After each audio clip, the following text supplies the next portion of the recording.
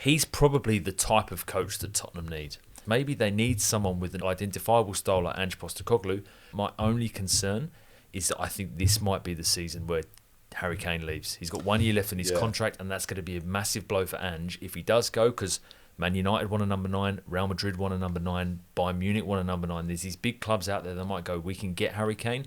And if Harry Kane does go, then that's going to put a lot of the Tottenham fans in a difficult position because they're going to be annoyed that they haven't been able to keep hold of a club legend. Two sides to that. Firstly, he might get a lot of that money to spend to build things the way he wants. Secondly, it reduces expectation. So that's going to help him a little bit. All right, we lost Harry Kane. Spurs could be a mid-table side this year. He performs above that, and it's a big tick, and that generates some enthusiasm around Tottenham Hotspur Stadium. So it can work in his favour. The key, though, is that he gets in at the start of pre-season, and he can set things up. He wins the players in 2-3 days, of course. They'll be behind him. Don't worry about that. There won't be any issues there. And if they're not, he'll move them on.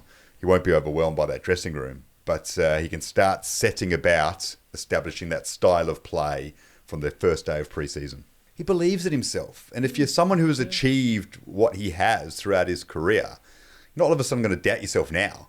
You're going to back yourself once more. Well, I'm the man who can turn it around. You know, I don't have the scars or the ego of a Conte or Mourinho. You know, I can be like a Pochettino. I can come in there fresh with ambition, with a desperation to implement a style at a football club that is crying out for it.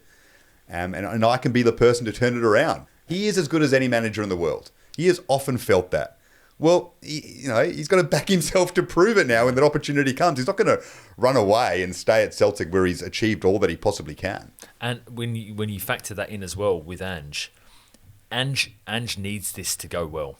Yeah, it's the kind of club, though, that is big enough that you could stay at if things start moving in the right direction. Yeah. They generate finances. And if he wins them a trophy, Garby, then that's what their fans want. I mean, it's been a very long time since they have won. And the League Cup in 2004 or something like that. And since then, they haven't really had a lot to cheer about. They've got far in competitions, but for somebody to actually go in there and win one for them will make a hell of a difference. And that changes even if it's the League Cup, it changes the perceptions about the club and the manager and what everyone thought straight away. It's just incredible, and a great Australian sporting story and achievement, the biggest Australian managerial achievement across all sports. Just getting to this position.